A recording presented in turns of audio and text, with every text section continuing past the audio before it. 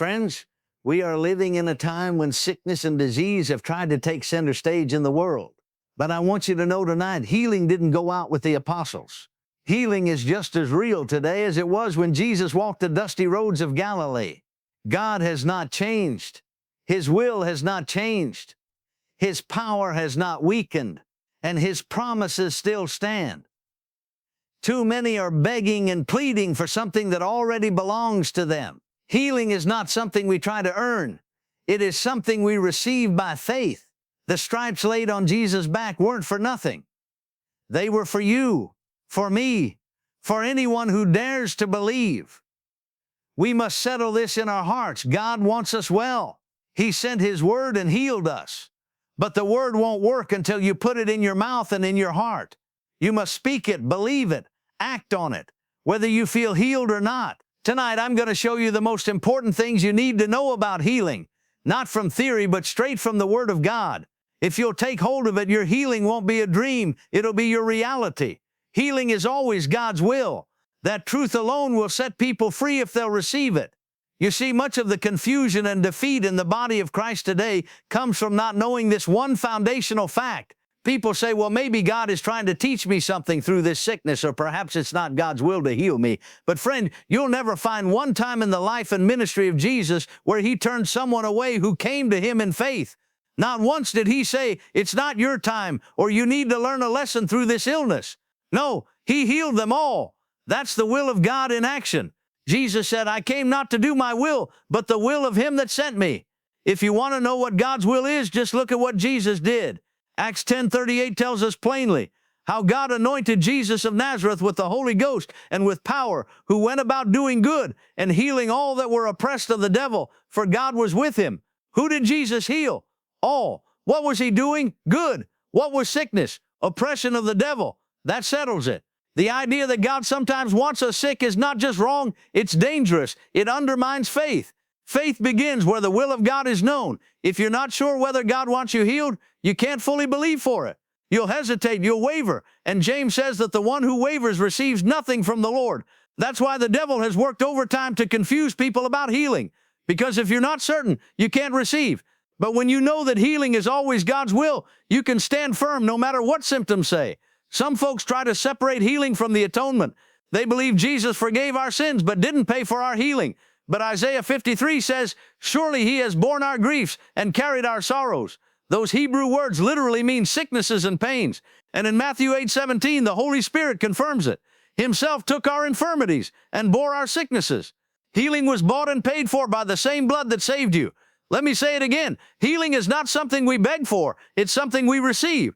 Just like salvation, it's a free gift of God's grace. And just like salvation, it must be received by faith. You wouldn't tell someone, maybe God doesn't want to save you. No, you tell them, whosoever shall call upon the name of the Lord shall be saved. Well, that same Bible says, by His stripes ye were healed. Past tense, it's already done. The only question now is, will you believe it? Will you take God at His word and receive what He's already provided?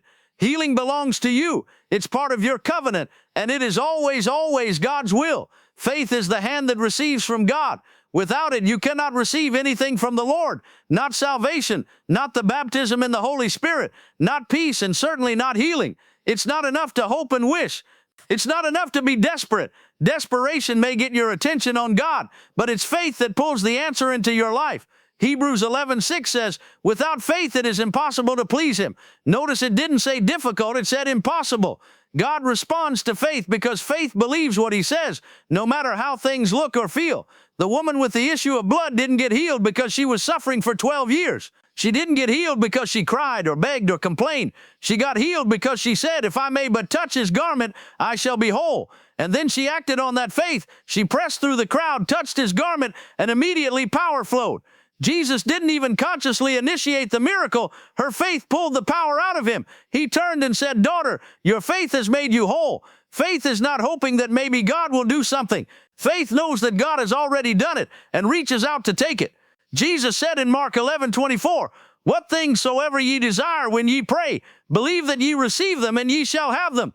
Believe that you receive them, past tense. Faith takes it when it prays. It doesn't wait until the symptoms disappear or the pain leaves. It believes the word is true, regardless of what the body says.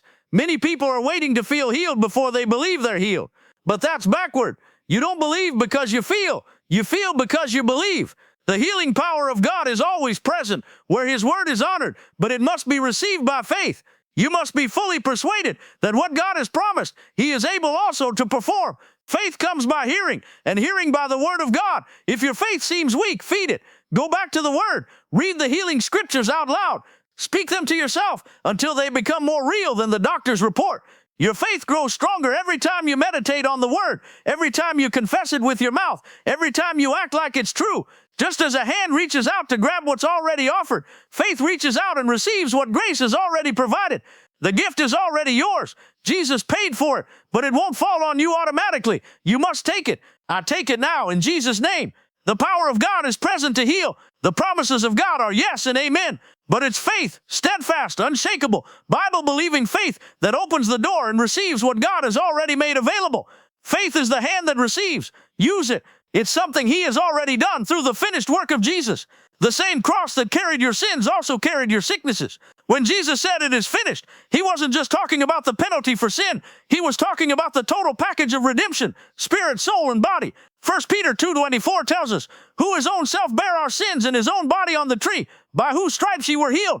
That's past tense. Not you will be, not you might be, but you were. That means your healing has already been provided. Just like your salvation, it's finished. Now it must be received by faith. Too many believers are waiting on God to do something He's already done. They're waiting for healing to come. No, I'm realizing it already belongs to them. Imagine someone handing you a wrapped gift and saying, this is yours. But instead of taking it, you just stand there hoping, crying, even begging for them to give it to you. That's how many people treat healing. But God isn't holding it back. He already gave it. It's already yours in Christ Jesus. The moment you were born again, the life of God came into your spirit. That same life that made you a new creature also brought healing power. Romans 8:11 says, if the spirit of Him that raised up Jesus from the dead dwell in you, He that raised up Christ shall also quicken your mortal bodies by His Spirit that dwelleth in you. That word quicken means to make alive, to restore, to heal. The Spirit in you is a healing spirit. The power is already in you. You're not waiting on it to come down from heaven. It's already inside, waiting to be activated by your faith. Your healing doesn't depend on how you feel. It depends on what Jesus already accomplished. That's why you can say, I'm healed, even while the symptoms are still present. Not because you're denying the sickness, but because you're affirming the higher truth of God's Word. The Word says you're healed, so that's what you believe. That's what you speak. And eventually your body must line up with the truth. When Jesus bore those stripes on His back, He took every disease, every pain, every affliction upon Himself. He didn't leave anything out. Cancer, diabetes, arthritis, viruses, He took it all. And if He took it, you don't have to keep it. The enemy has no legal right to put on you what Jesus already bore for you. So stop trying to get healed and start agreeing with the truth. You are healed in Christ. It's already yours. Now rise up in faith, thank God for it, and walk in what belongs to you. The Word of God is your medicine. That's not a metaphor or a poetic phrase. It's a divine truth with power behind it. Proverbs 4:20-22 says, my son, attend to my words, incline thine ear unto my sayings. Let them not depart from thine eyes, keep them in the midst of thine heart. For they are life unto those that find them, and health to all their flesh. The word health there in the original Hebrew means medicine. God's Word is literal medicine for your body. And unlike natural medicine, His Word has no side effects, no expiration date, and no limit to its healing power. Too many believers treat God's Word like a book of encouragement or spiritual advice, rather than what it truly is, living power. Hebrews 4:12 says, the Word of God is quick and powerful and sharper than any two-edged sword. It's alive, it's active.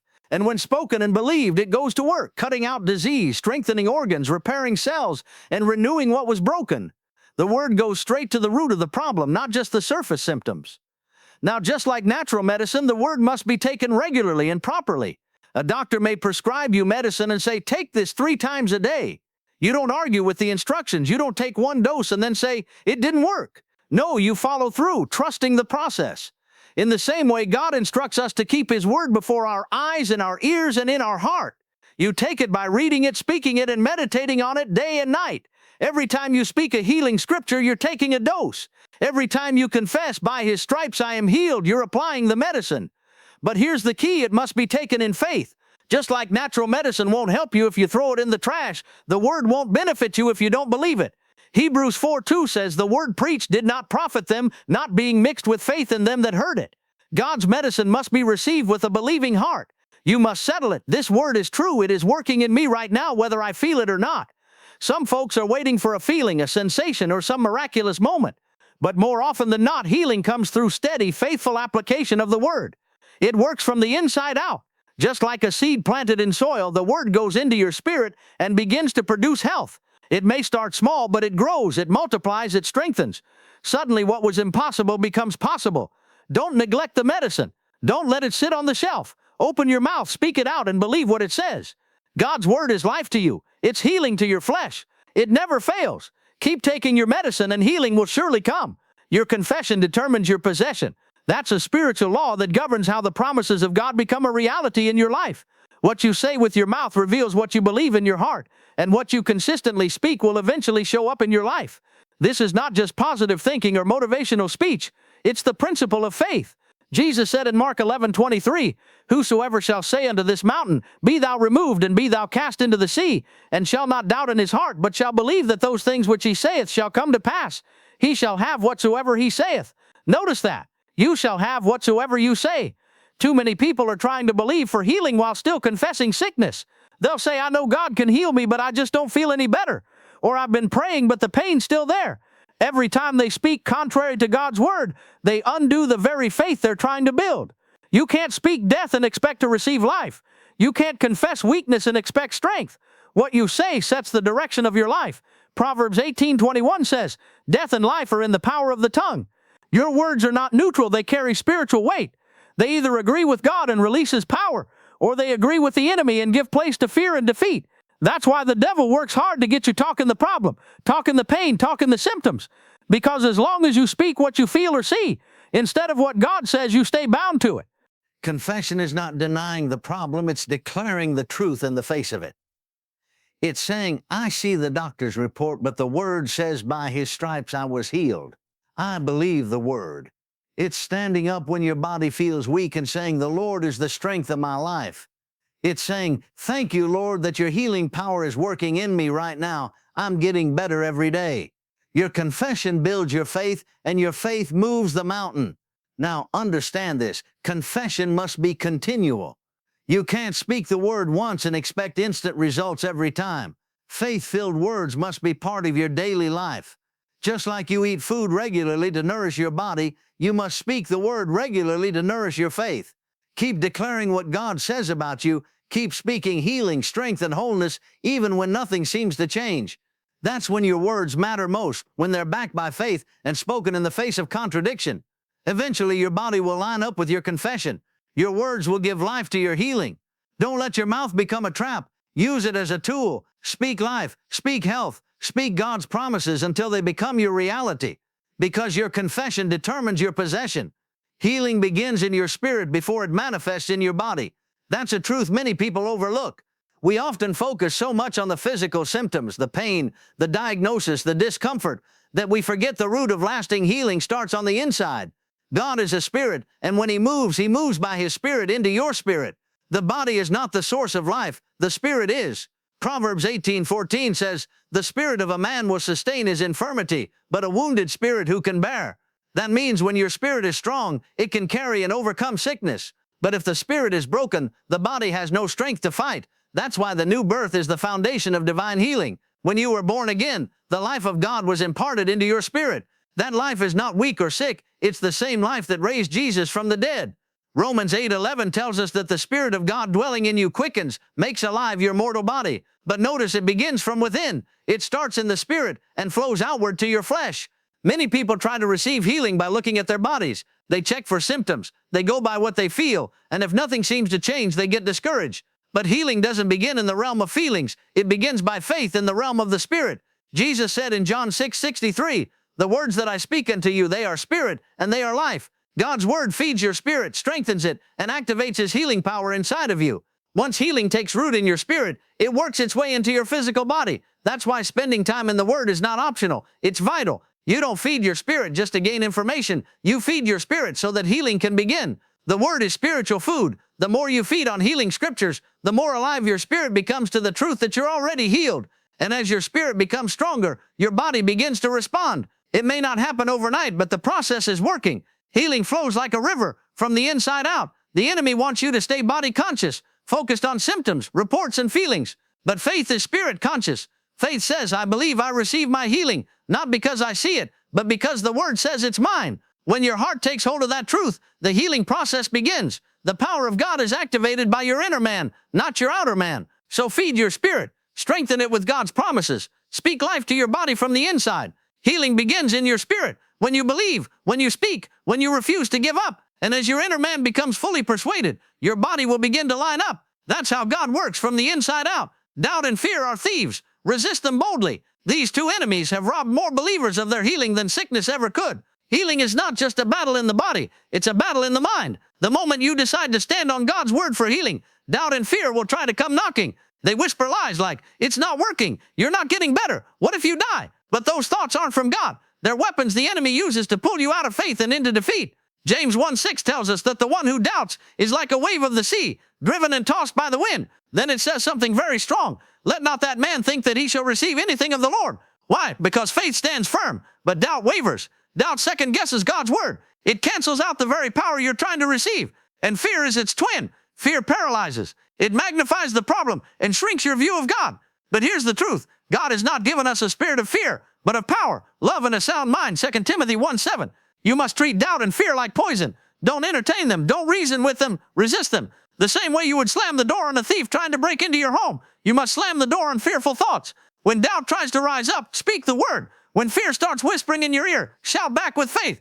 Say out loud, God has not given me a spirit of fear. I refuse to fear. I believe I receive my healing. Even Abraham, the father of faith, had to stand strong against doubt. Romans 4:20 says he staggered not at the promise of God through unbelief, but was strong in faith, giving glory to God. He considered not his own body already dead, nor the deadness of Sarah's womb. He chose to believe what God said, even when his body said something else. That's what we must do. Believe God's word more than what we see, feel, or hear. And the only way to overcome doubt and fear is to stay full of the word. Faith comes by hearing, and hearing by the word of God. When your heart is filled with faith, there's no room for fear. When your mind is renewed to the truth, doubt loses its grip. That's why the word must be in your heart and in your mouth every day. It's your shield. It's your sword. Make up your mind. I will not fear.